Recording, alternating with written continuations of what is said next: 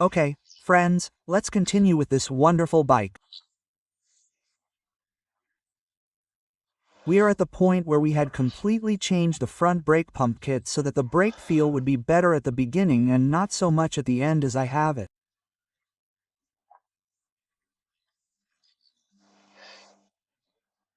And as you can see, we have not improved in this aspect at all after having bled all the air, changed the brake fluid, bled again through the top flange, on all sides and with the pump kit completely changed. So, having reached this point, I am going to tell you what the exact diagnostic protocol would be when we have a problem similar to this one, where the lever does its job halfway through its travel or almost beyond.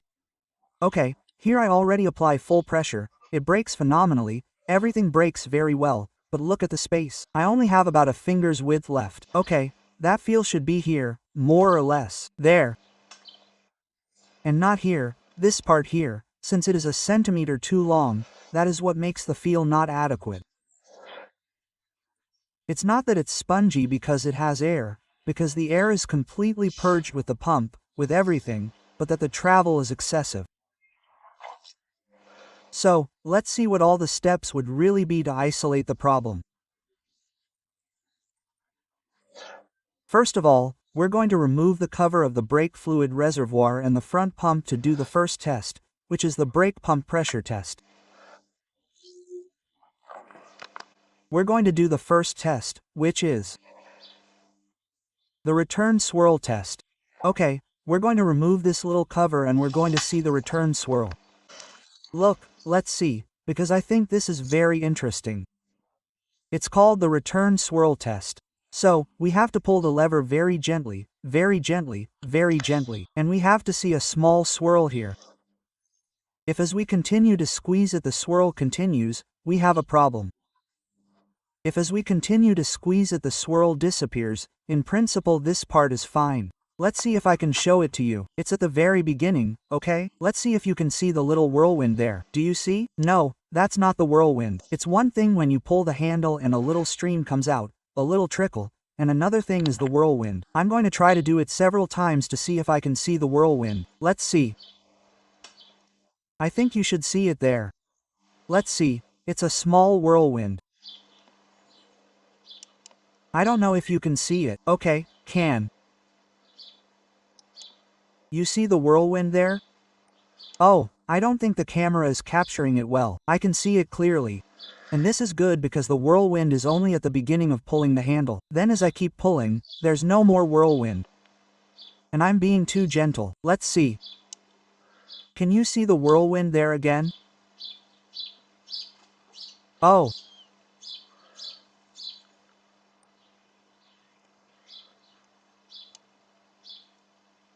There was the whirlwind.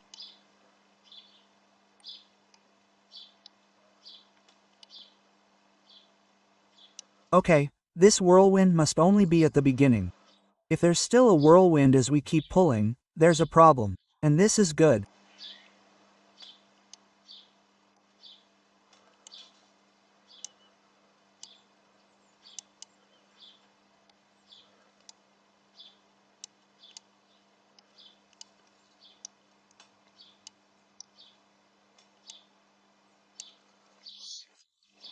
Okay, if the swirl continues for several millimeters of the lever's travel, that means that we have too much play in the lever. And when there is too much play in the lever or in the piston itself, it is usually because the case is moving at the end without covering the port. The typical causes of this are an original lever, a Chinese one that does not match, with a short button, that the bushing or pivot is worn, that the wheel screw is incorrectly placed, that the rubber of the dust cover is interfering, or that the button that pushes the plunger pushes it too late, which is none of these cases because this is all original lever, everything is fine and, in fact, the test is correct. So, we rule it out here. Let's move on to see the next test. Well, once we have seen that in principle there is no problem with the lever because the swirl does not come out at first, then it does not continue, the entire kit of the pump itself has been changed. At first glance it doesn't seem like the pump, so the next suspect is that the problem is in the calipers, and we're going to see what tests need to be done to see if the problem really is in the calipers. To suspect that the problem is in the calipers, another test we can do is pump, pump, pump, pump, pump until we see that the feel is firm, okay? Which in my case is here. We hold for between 10 and 15 seconds, like this. 10, 9, 8, 7, 6, 5, 4, 3, 2, 1. Now we release and pull again. If the caliper, that is, the lever, stays in the same place again, the problem is in the calipers. We release, pull again, and it's in the same place. So in principle the problem is in the calipers. In principle it would be the spring effect produced by the caliper piston seals, which causes the seal to return too much. It's called spring effect, that is, the piston returns too much, right? It presses and then returns too much. Instead of staying close, it returns too much, and that's why it takes so much travel. And that's a problem, in principle, with the seals, the pistons, the brake calipers. This test is called the preload test, right? Of the ones we've done, the preload test. Okay, after everything we've done with this brake caliper and the entire hydraulic system, the biggest suspect is the piston seals, which although we cleaned them at the time, weren't changed when we reconditioned them because, among other things, they didn't have them, and normally they're not necessary if they're good, but these are bad. I've already bought them, I already have them, but this video is a bit illustrative so you can see it. The problem these seals usually have is that they make the pistons return too much, right? It's called spring effect, right? So, look, one of the ways, for example, at a glance that we have to see if too many come back. I have now loosened the two bolts of the calipers and look, you see, it has fallen off by itself. And here, as you can see, it is not difficult to remove it after having pressed it once. That means that the pistons come back too much. When the pistons of the brake calipers are very dirty, what usually happens is the opposite. The most is that I cleaned them and rehabilitated them and they barely come back, and then it stops halfway. So, when the bike stops halfway, you do have to clean the pistons and so on. But if they are clean and this happens, you see that there is too much, you see how easy it is. You do not have to use any force. Well, that is because even if they are clean, the seals act as a spring and cause the pistons to fly too much. So, either too hard means they don't come back if the bike is stopped, or too soft is bad. Because too soft means that when you press the brake you use up almost all the travel of the brake pad, and that feeling is uncomfortable. Okay, so let's take it out, and we're also going to look at several tests that verify this hypothesis that we have, that the pistons come back too much. At first glance, you can see that this piston, this is the external side, okay? That piston on the external side has come out a little bit, that one hasn't come out at all, and these have come out quite a bit and are in the right place. What makes us suspicious? Basically, I think the problem is with these two pistons that don't come out well, okay? Or that they go back too much. So, what are we going to do? What we're going to do is put a wedge or something here, so that we break and see if the pistons move more or less in unison and more or less well.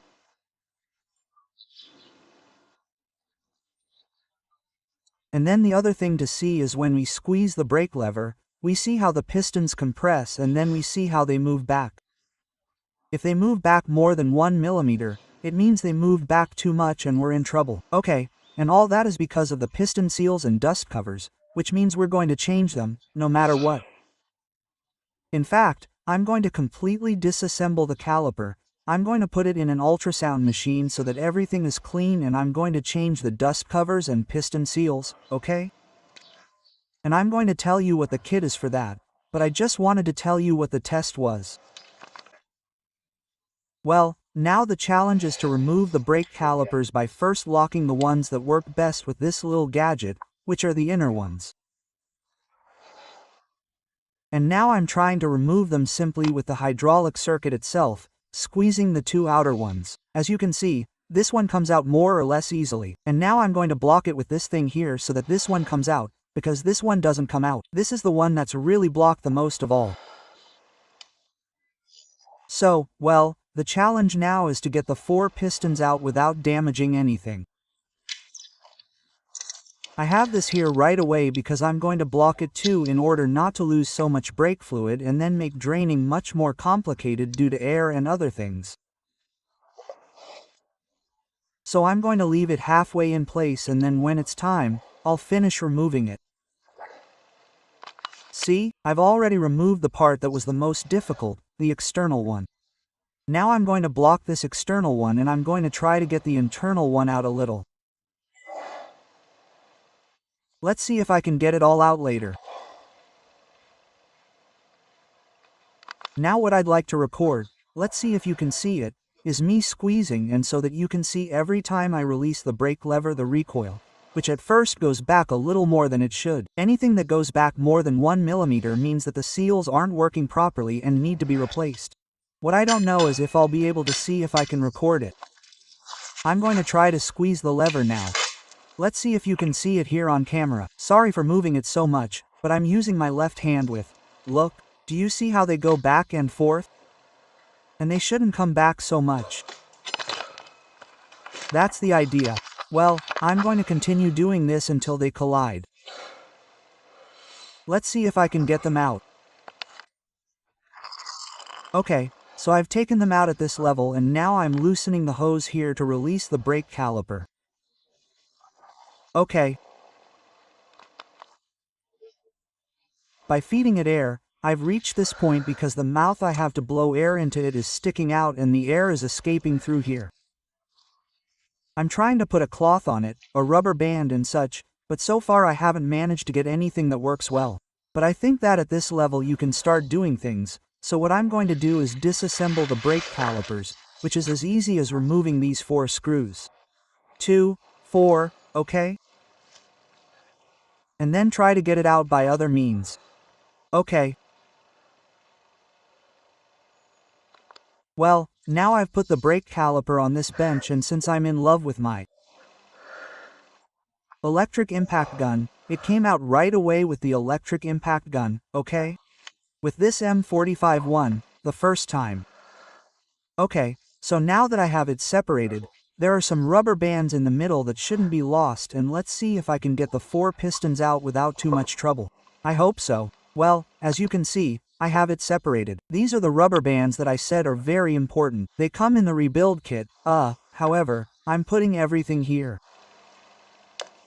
So there's no problem. Okay? So, now it's about trying to get the pistons out by other means, traction or whatever. I've put a little W40 on it, and then all this is going to go directly to ultrasound. If I close it here, I can give it air and they should come out in principle. Let's try it. I have to close it here and here on both sides, and if not, it will shrink. Let's see. This first one was almost out, so it came out just by doing it like this. This one might be a bit more complicated. Well, but out of 4 I already have 2. I already have 1. I only have 3 left. Look, I'll tell you about my life. I tried to get this little piston that I was missing out. I hurt myself, I cut myself, and I couldn't see it clearly. Since I'm too old to suffer with these things, I went down to the industrial estate and bought things that I think will help me get the remaining piston out, with compressed air or whatever. I'm going to show you what I bought and what my idea is. What I bought was, on the one hand, plenty of Teflon. I bought this one that's 26, that cap to put Teflon on, to try to put it in there. But I'm not at all sure that this will work well. Here with a clamp held tightly, it might work, but I'm not sure. That's one way to test it, and then buy this little tampon, okay? There, I don't know, this one with Teflon, how about that? Okay. Well, and then to cover these I bought either this clamp that I'm going to use or this clamp. so that I'll put a rubber band or whatever here and I'll have to cover it on one side and the other side, okay? And then, finally, the air was coming out here and this is what they gave me for my air gun, which if we put it like this I'm supposed to be able to put more pressure on the air. And I'm going to try it with this. I mean, I'm not going to suffer here with other types of methods because I've hurt myself and I don't see it clearly at all. So, when I'm sure what works for me, I'll report it to you and tell you. At the moment, with this it seems that it's completely blocked. I only bought one of these because I wanted to try it with this or this. Let's see if I can cover this with the other one. And then things should start to go well. Let's see, look. For now I've put a clamp here for this little hole, the other clamp like this for this hole. And then this pressure clamp with, look, it came off so something wasn't put in right. With this clamp and a lot of Teflon there, which I think needs more Teflon because there's a lot of air there. Come on, I'm going to try it and I'm going to give it air to see if it escapes a lot or not or how. This is what I put on the gun and now I'm going to give it air. Be careful because this will shoot out, so you have to put it down, okay? Like this. Let's see how I do with this.